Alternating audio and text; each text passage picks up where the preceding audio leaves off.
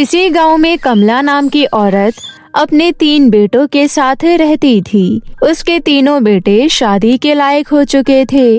कमला अकेली ही घर का सारा काम करती थी। ऐसे ही एक दिन कमला कुएं पर से पानी भरकर घर जा रही थी। कमला को इतना काम करता देख कमला की पड़ोसने कमला से कहती है, अरे कमला बहन, तुम्हारे तीनों निकम्मे बेटे कहाँ हैं, जो तुम अपने सर पर पानी का बोझा ढोकर लेकर जा रही हो? अरे राधिका बहन, इनके बेटे कहीं बैठकर आवारागर्दी कर रहे होंगे। निकम्मों को माँ की मेहनत की जरा भी कदर नहीं है कि कैसे उनकी माँ ने मुसीबत झेल कर उन्हें इतना बड़ा किया। अब जब उन्हें अपनी माँ का सहारा बनने की जरूरत है तो वो मौज मस्ती कर रहे हैं। जाने दो कावेरी बहन, शायद मेरे नसीब में बेटों का सुख करना लिखा ही नहीं है। अब तो बस जब तक मैं जिंदा हूँ अपना फर्ज पूरा करती रहूंगी। जिस दिन मर गई तब उन्हें एहसास होगा। अरे मरे तेरे दुश्मन, मेरी मान तो अपने बेटों की शादी करा दे। पैरों में बेड़ियां डल जाएंगी तो जिम्मेदारियां तो बढ़नी ही है। राधिका का सुझाव कमला के मन में घर कर जाता है, जिसके बाद कमला घर जाकर अपने तीनों बेटे रोशन, मुकेश और हिमांशु की शादी दूसरे गांव की लड़की रूबी, काशी और अनन्या से तय कर देती है। देखते ही देखते शादी का दिन नजदीक आ जाता है। तभी कमला उदास होकर चारपाई पर बैठे अपने टूटी फूटी और गरीब घर को देखकर कहती है, हे भगवान, मेरा घर कहीं से भी शादी ब्याह का घर नहीं लग रहा है, क्योंकि मुझ गरीब बुढ़िया के पास तो इतने पैसे ही नहीं है कि मैं सजावट पर खर्च कर सकूं। पता नहीं इस कच्चे घर में मेरी तीनों बहुएं ठीक से रह पाएंगी या नहीं। ये सब सोचते हुए कमला की आंखों से आंसू छलक जाता है। तभी एक पुजारी बाबा उनके घर के चौखट पर आकर कहते हैं, भिक्षाम देहि, दान करो माते। बाबा की बात सुनकर कमला रसोई में रखा थोड़ा सा आटा लेकर घर से बाहर निकलती है। ये लीजिए बाबा।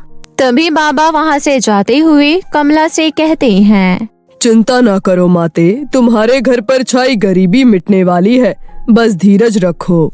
कमला को आशीर्वाद देकर बाबा वहाँ से चले जाते हैं। ऐसे ही शादी वाला दिन आ जाता है। कमला बड़े ही साधारण तरीके से अपनी तीनों बेटों की शादी करा देती है।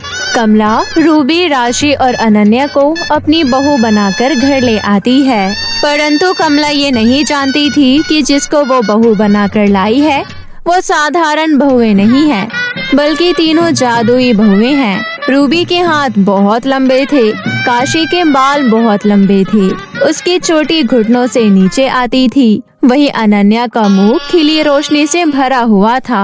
आओ मेरे घर की लक्ष्मी, इस घर में तुम्हारा स्वागत है। तीनों बहुएं चावल के लोटे को पैर मारकर घर के अंदर प्रवेश करती हैं। तभी कमला कहती है, जाओ बहुओं, थोड़ा आराम कर लो, तुम तीनों थक गई होगी ना। तीनों बहुएं अपने अपने कमरे में चली जाती है। ऐसे ही सुबह हो जाती है। अगली सुबह उठकर तीनों बहुएं जल्दी जल्दी घर का सारा काम खत्म कर लेती है। तभी काशी कहती है, चलो घर का काम तो हो गया, अब हम अपनी रसोई की रस्म पूरी करते हैं। मगर काशी, रसोई में तो अन्न का एक दाना भी नहीं है, हम खाना कैसे बनाएंगे? तो क्या हो गया, अब वक्त आ गया है जब हमें अपने जादू का इस्तेमाल करना चाहिए।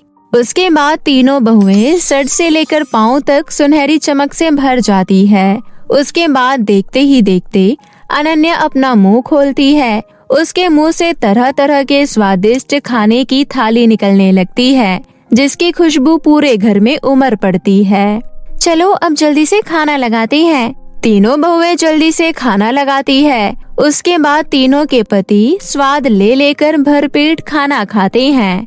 अरे वाह, क्या खाना बनाया है तुम लोगों ने, मजा ही आ गया। कितने समय बाद हम इतना स्वादिष्ट खाना खा रहे हैं, बहुत टेस्टी खाना है। सही कहते हो भाई, खाना बहुत स्वादिष्ट है। ये सब कमला देख रही थी। अपने तीनों बेटों के जाने के बाद कमला अपनी बहुओं से कहती है, अरे बहुओं, रसोई में तो कुछ बनाने के लिए था ही नहीं, फिर तुम लोगों ने इतना सारा खाना कैसे बनाया? वक्त आ गया है बहनों, अब हमें माँ जी को अपना सच बताना ही होगा। आखिर कब तक हम इनसे अपनी सच्चाई छुपाएंगे?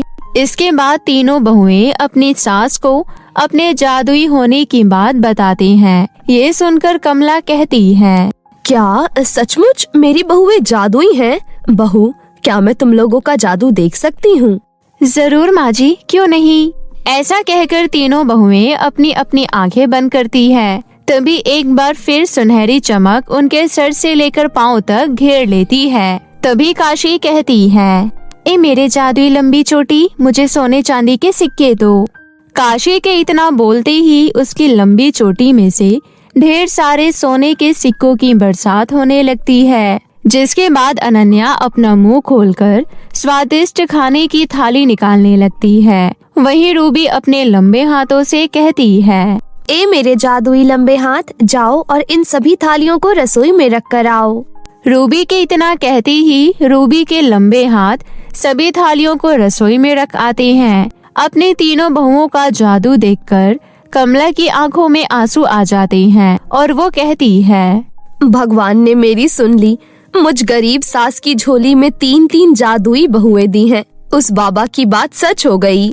तभी काशी अपने सारे सोने के सिक्के को बटोर कर कहती है, ये लीजिए माँ जी, इन सारे सोने के सिक्के को बेच दीजिए ताकि इनसे मिले पैसों से हम इस मिट्टी घर को एक पक्के मकान में बदल सके। फिर कमला उन सारे सिक्के को सुनार के हाथों बेच देती है, जिसके बदले में उसे ढेर सारे पैसे मिलते हैं। जिसके बाद कमला और उसके तीनों बहुएं अपना कच्चा घर तुड़वाकर एक पक्का मकान बनाकर उसमें रहने लगते हैं। ऐसे ही दिन बीत रहे होते हैं। कमला के हालात बहुत अच्छे हो चुके थे। उसके पास अब किसी चीज की कोई कमी नहीं थी। तभी एक दिन उसके घर राधिका और कावेरी आती है और बोलती है, अरे क्या बात है कमला बहन, तुम्हारे घर बहुएं क्या आई? तुम्हारी तो किस्मत ही चमक गई। इतनी जल्दी इतना बड़ा घर बनवा लिया। और नहीं तो क्या, इतना बड़ा घर भी बनवा लिया और हमारा मुंह मीठा भी नहीं करवाया। कम से कम हमारा मुंह मीठा तो करवा दो। जरूर काकी, बताइए क्या खाएंगी आप? अरे बहू, अपने हाथों से कुछ भी मीठा बना कर खिला दे। ये सुनकर तीनों जादुई बहुएं रसोई में चली जाती है और अनन्या कहती है, ए मेरे जादुई जुबान, जल्दी से मुझे स्वादिष्ट हलवा दो। अनन्या के इतना कहते ही उसके मुंह से स्वादिष्ट हलवा निकलने लगता है। स्वादिष्ट हलवे को देखकर अनन्या कहती है, चलो मैंने हलवा तो बना दिया है, अब जाओ रूबी, तुम उन्हें ये स्वादिष्ट हलवा परोस आओ। अरे मुझे वहाँ जाने की क्या जरूरत है? इसके लिए तो मेरे जादुई लंबे हाथ ही काफी हैं। ऐसा कहकर रूबी अपने हाथ लंबे कर किचन से ही उनको हलवा परोस देती है। इतना लंबा हाथ देखकर कावेरी और राधिका डर जाती है। हे राम जी, ये क्या भला है? अरे कमला, तेरी बहू चुड़ैल है क्या? उसके इतने लंबे हाथ कैसे हो गए? अरे घबराओ मत, मेरी तीनों बहुएं जादुई हैं। मेरी तीनों बहुओं में अलग अलग शक्तियाँ हैं।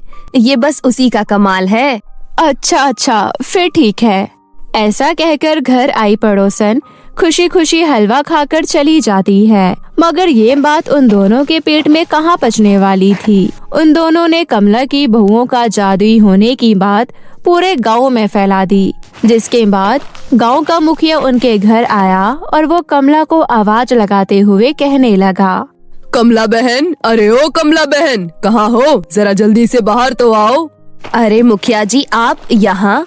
अरे सुना है तुम्हारी तीनों बहुएं जादुई हैं, क्या ये बात सच है? मुखिया को देखकर तीनों बहुएं वहाँ आती है और कहती है, अरे ये बात माँ जी से क्या पूछना मुखिया जी, हम ही बताते हैं। हाँ, हम तीनों जादुई हैं और ये जादू ईश्वर ने हमारे पास गरीब इंसानों की भलाई के लिए दिया है। सच कहा बहू, मुझे तुम तीनों की मदद की जरूरत है। इस गांव की मिट्टी को विकास की जरूरत है। यहाँ हर घर में गरीबी छाई है। इस गांव में रोजगार नहीं है। यहाँ हर रोज कितना परिवार भूखा सोता है। हमारी मदद करो। हम आपकी मदद जरूर करेंगे मुखिया जी। ऐसा कहते हुए तीनों बहुएं आंख बंद करके कहती है, हमारे अंदर के जादू, हमें तुम्हारी मदद की जरूरत है। इसके बाद तीनों बहुएं सुनहरी रोशनी में चमक उठती है। काशी अपनी जादुई लंबी चोटी में से सोने के सिक्कों की बरसात करने लगती है। अनन्या अपने मुंह से ढेर सारा स्वादिष्ट पकवान निकालने लगती है और रूबी उन खाने की थाली को अपना हाथ लंबा करके गरीब लोगों के घर पहुंचाने लगती है। काशी कहती है, लीजिए मुखिया जी, मैंने बहुत सारा सोना इकट्ठा कर दिया है। इन सारे सोने के सिक्के को आप गांव के विकास में लगाइए। अगर आपको आगे कभी भी मदद की जरूरत हो तो हम तीनों बहुएं आपकी मदद के लिए हमेशा तैयार है। मेरी जादुई चोटी गरीबों की बदतर जिंदगी को बदल देती है। इससे मुझे बहुत खुशी होती है और मेरे रहते हुए किसी को भी भूखा रहने की जरूरत नहीं है। मैं अपने जादुई जुबान से सभी गरीबों का पेट भर दूंगी। अगर मेरे लंबे हाथों से किसी का बिगड़ा काम बनता है तो मैं हमेशा मदद के लिए तैयार हूँ।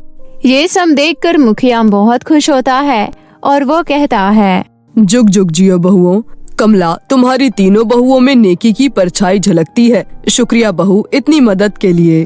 इसके बाद सरपंच वहाँ से चला जाता है और इस प्रकार वो सभी हंसी खुशी रहने लगते हैं।